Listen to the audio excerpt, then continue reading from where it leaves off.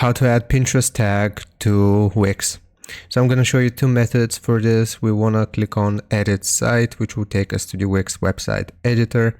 Now right here, if you have your Pinterest HTML copied, what we want to do is click on the search button here, and we'll just search for HTML, and we'll go to embeds.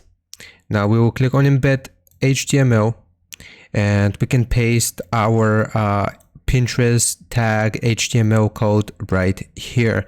Now after we paste the code, we will click on apply, and this will input Pinterest tag code into our Wix website. Now if you're looking for something more simple here, what we're gonna do is we're gonna go to add elements, and we will go to social, and we'll be able to find Pinterest right here, and we can just choose one of these buttons for Pinterest, and we can just drag and drop it. Now here we can select choose Pinterest URL, and we can paste the URL of the Pinterest board that we want to promote right here. And those are two methods of adding Pinterest tag to your Wix website.